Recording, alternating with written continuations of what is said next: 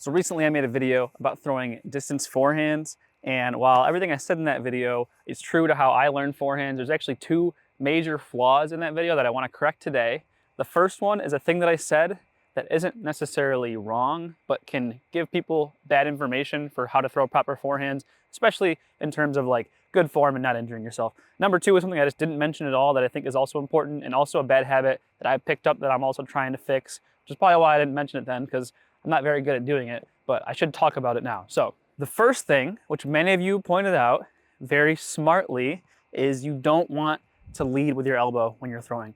Obviously, you don't want to be jamming your elbow forward in front of your body and using that to propel the disc forward. What you should be doing, and what I meant to say, or how I should have said it, is the disc is going to lag behind.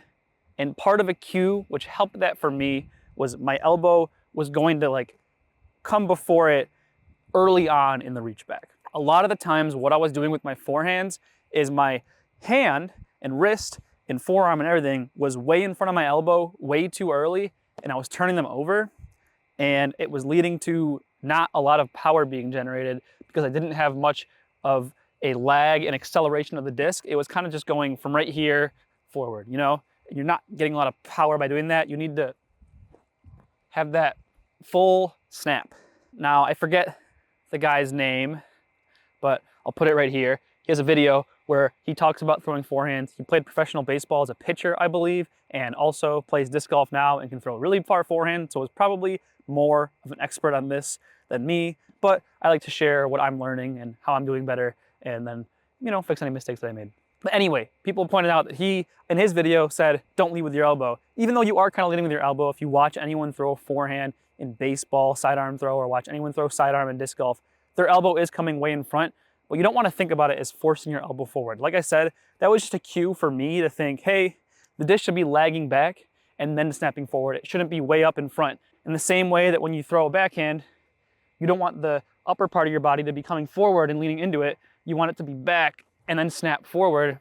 Same thing with the forehand. You want it to be back here and coming forward. You really want all of the power to be generated into the disc, not into your elbow, into the disc. The elbow is just a cue for like where you should be. If you're coming all the way forward and you're like this purposely, I mean, I can feel it right now. That is not comfortable, and that is going to lead to injury. Like once you're here, you're already getting past it. You just want to let the disc lag behind a little bit and then snap forward. Probably a better cue for what to do with your elbow as opposed to leading it forward. Again, that's just what I used. I thought this has to be behind, therefore elbow has to be in front, right? I didn't want to be too early with my hands follow through. But a better cue, and one that I have kind of been thinking about more recently, is to try to keep your elbow tucked to the side of your body on your follow through. So you don't want to start here and do this, right? You want to get that full reach back. Your arm's going to be back here. But, and there are some people that are the exception to the rule, but generally what you want to do is keep it tucked. If you come through, and I've tried this before, and your arm is way out here, it's really hard to get leverage. I mean, if you're really cranking over on a stable disc or have that figured out, good for you. But for me, and for a lot of other pros, I have found it's good to come in, and elbow should come and tuck like into your hip almost. Something that I want to point out that I noticed while editing this video is that when I actually throw my forehands, I don't keep my elbow quite as tucked as I probably think I do. Even though I'm trying to, I am leaving my elbow off my body quite a bit. So just whatever works for you works for you. You do probably want to lean more towards tucking it into your hip when you're following through, but it's not a hard and fast rule. You can leave it off your body a little bit. It's just whatever's comfortable for you. And that's going to allow that leverage to really explode through. So you're going to kind of lean into it and it's going to come in here. So don't think about jamming your elbow forward, okay? Think about getting your arm in this position where the disc is lagging back, and as you're coming through, almost at that like moment where it's basically parallel with your body, you're going to be in the side of your hip a little bit, and that's going to allow that to just bam, power right through right there. Okay. Number two is the footwork, kind of.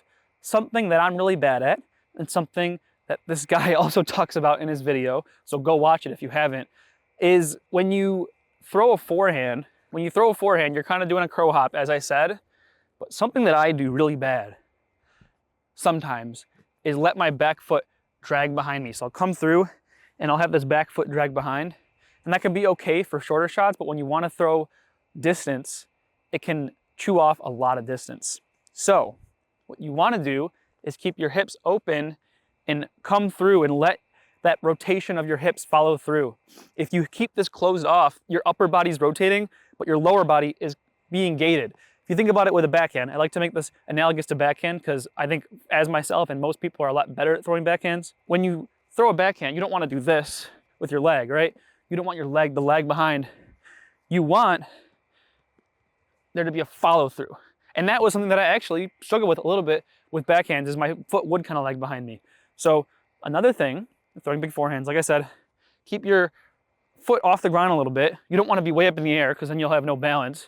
But once you do that weight transfer, all that weight goes into this front foot, and then you're going all weight forward, and this back foot should come up a little bit and allow all of that power to go through. Otherwise, you're leaving a lot of power behind by letting that foot lag behind. I've got about 420, 30-ish of distance to that, like baseball, diamond, dugout.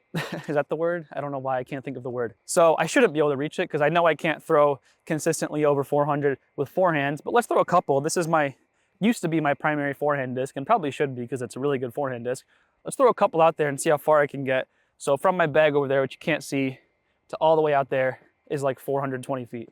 So let's throw a couple, measure them, and see if I'm really putting my tips to the test. There's not a lot of wind, it's beautiful out, the sun's setting, we got a little bit of light, so let's just give it a go. All right, as my warm up, I just kind of came out here and threw my whole bag. So I'm just gonna throw, I have 5 destroyers in my bag right now. I have really understable and pretty overstable. So I'm just gonna work my way up in stability and just see how far I can put them out there. I haven't thrown a lot recently, been taking a little bit of a break because I have a weekend off coming up, but always gotta do that field work. So let's give it a go.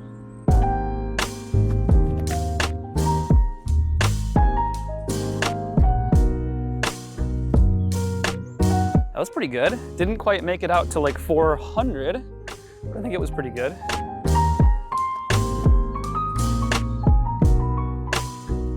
I was a little nose up, but still a good distance. That'll be pretty good.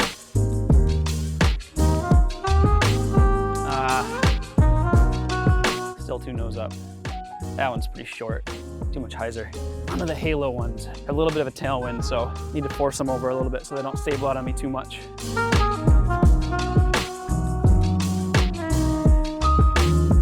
I didn't really feel like I got too much of that.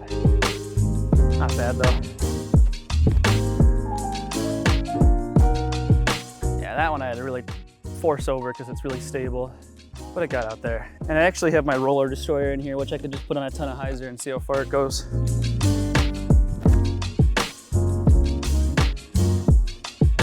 Maybe too much hyzer. Oh, not bad. All right, so I'm measuring the throw on U-disc right here. I'm gonna set the start and then start walking. We'll see how far all of those went.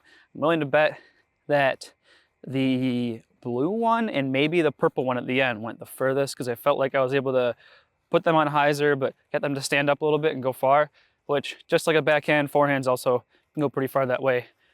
Not really too good at flying straight with a really overstable disc with my forehand because I just can't throw as far as the backhand. Okay, approaching disc number 1. This is the Halo Destroyer. This is one of the last ones I threw. Really overstable, 375 about, so pretty good. Now let's walk over here. This is my sidearm destroyer, right at about 380, so pretty good. Not quite 400, but again, haven't thrown forehands in a while, so I'm pretty happy with that. We got a train. Okay, and then decent grouping here. Right over here, we have my straight flying destroyer. Typically only throw this with backhands, but occasional forehand. 367, so the shortest so far. And as I predicted, looking like the furthest out right here is my blue destroyer. And that says 394. There's a little bit of a hill right here, so I'm gonna call it 400. It's pretty close to 400. 395 is what it's sitting at right now. So blue destroyer, this is my bomber, just about 400. Pretty happy with that sidearm. And we got 2 over here that are a little shorter, so let's walk over to those. So this was the purple one I threw at the end. kind of a little bit too nose up, 375-ish, so not bad. And then I believe this is the shortest one, the yellow one that I threw way too nose up, 365.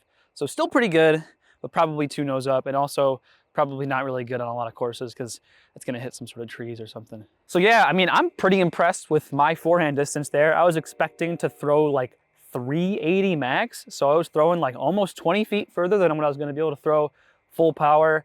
And there's not like a crazy tailwind or anything, and I didn't warm up for super long. I probably did a 5-minute warm up of just throwing a couple of discs. And I didn't watch a ton of videos on how to throw forehands. I just kind of learned on my own, and these are the tips that I came up with.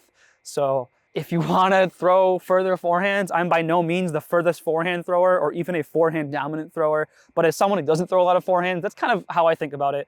And those are kind of some addendums that I've made to my earlier rules, just to one, be more clear to other people, and two, improve myself at throwing forehands. So yeah, that's the video. Subscribe, like, comment, do all that cool stuff. Follow the channel, whatever. I don't know. I'm just trying to promote myself. I'll see you guys next time. Peace.